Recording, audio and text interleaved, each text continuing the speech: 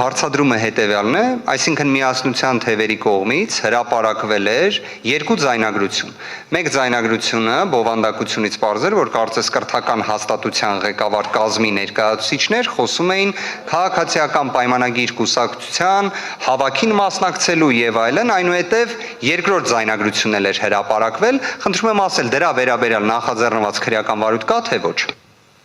Երկու ձայնագրություններն էլ քննարկվելու են նույն վարույթի շրջանակներում։ Իսկ մեղադրյալ կա նշված վարույթով թե ոչ։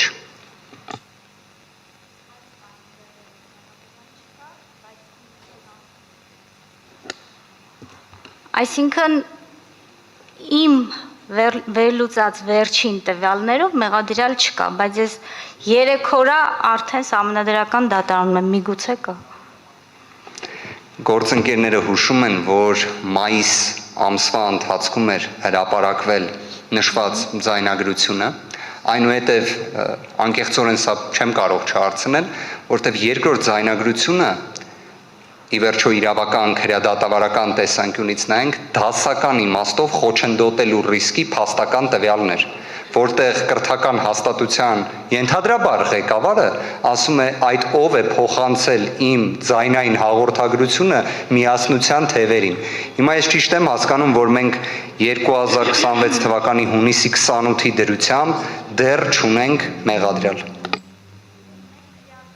Վարույթը նախաձեռնվել է 236-րդ հոդվածի հատկանիշներով, այսինքն հավաքին, օրինական հավաքին մասնակցելուն, հարկադրելու, նյութապես շահագրգռելու հանցակազմի մնացած տարերը չասեմ, այդ հանցակազմով։ Ինքը քրեական վարույթը ունի լայն քննչական գործողություններ կատարելու, ապացուցողական գործողություններ կատարելու անհրաժեշտություն, որովհետև դա վերաբերվում է մի հանցակազմի, անձը կարող է գտնվել իր կամքով որևէ հավաքի, բայց քննության խնդիրն է հաստատել անձը իր կամքով է գտնվել այդ հավաքին, նրան հարկադրել են, նյութապես շահագրգռել են, շանտաժ են ենթարկել, թե անձը հավաքին գտնվել է, որովհետև ցանկացել է մասնակցել այդ հավաքին, լսել երաժշտություն, լսել համերգ եւ այլն։ Դրա համար մեծածավալ աշխատանք է նաև ապացուցողական առումով լսել հավաքին մասնակցած բոլոր աշակերտներին, վերլուծել։ Տիկին գլխավոր դատախազի տեղակալ, ես ճիշտն ասած հաշվի առնելով, որ նաև տեղեկացված եմ, որ ուժեղ Հայաստան կուսակցությունների դաշինքի անդամների նկատմամբ նաև նշված հոդվածով մեղադրանք կա, նաև քննչական կոմիտեի վարույթում, այնպես է ստացվել, որ ձեր նկարագրած լայնածավալ վարույթային գործողությունները չեն կատարվել,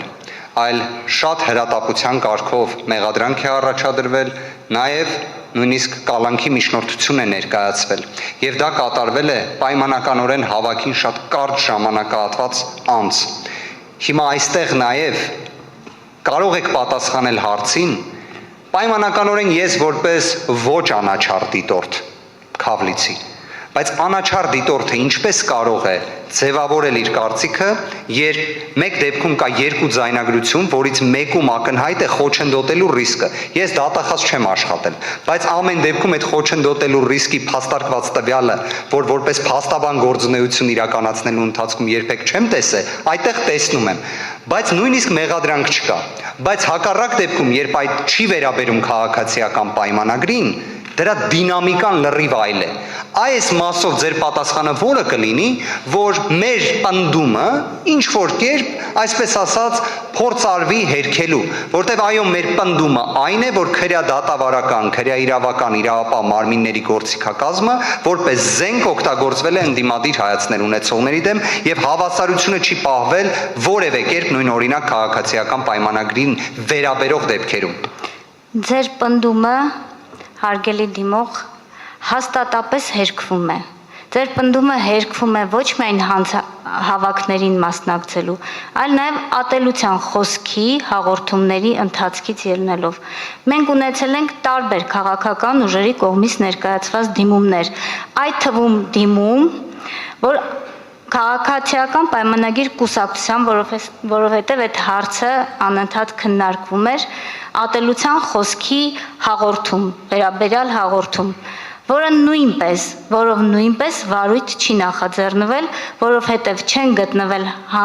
հանգամանք հատկանիշներ հանցագործության տարեր պարունակող եւ տարբերակված մոտեցում երբևէ չի դրսևորվել։ Կներեք, բայց ես չեմ կարող չասել, որովհետև ատելության Պարոն Վարդանյան, վերջի հարցի հնարավորությունը ունեք։ Եթե գուցե կարող ենք երկու հարցը տալ, կերպել, թե հենց մեկ բարձր դատարան։ Եթե հնարավոր լիներ, որ վերջին հարցը տայի գլխավոր Եթե կարճ են այդ երկու հարցերը ձևակերպելու համար։ Միանշանակ։ Հաշվի առնելով, որ հաղորդումը ատելության խոսքի վերաբերյալ ես էի տվել, ես համոզված կարող եմ պնդել, դուք համեմատական, իդենտիկ կներեք, որ դա ասում եմ։ Պարոն Վարդանյան, դուք հիմա արձագանքում եք խոսքին, հարցը ձևակերպեք։ Կարող եք ասել այդ իդենտիկ համարժեքը, որտեղ ատելության խոսքը քաղաքացիական պայմանագրի կողմից ես էի հաղորդումը տվել։ Այդ մյուս դեպքը, որը նկարագրեցիք, փաստական տվյալը կվկայակոչեք, համարժեք է եղել այն բառամթերքին, որը եղել է այն հաղորդման մեջ, որը ես էի տվել։ Հարգելի դիմող, ես նախորդ անգամ արդեն պարզաբանեցի, որ ոչ մի հաղորդման, ոչ մի քրեական գործի փաստական հանգամանքներ չեմ ներկայացնելու եւ գտնում եմ, որ նույնիսկ նշեցի, որ սա այն հարթակը չէ, որտեղ ես ներկայացնեմ մեդի դիրքորոշումներ, ատելության խոսքի, ռաբաթի կանոններ եւ այլ չափանիշներ, որոնցով գնահատվում են։ Միգուցե քաղաքական խոսքի կոռեկտության սահմաններն անցել են, որովհետև ես հստակ կարող եմ, դուք խոսում եք դրանց մասին, բայց դրանք հանցագործության հատկանիշներ պարունակող հաղորդումներ չեն եղել։ Այդ հաղորդման վերաբերյալ կայացվել է դատական քննիչի կողմից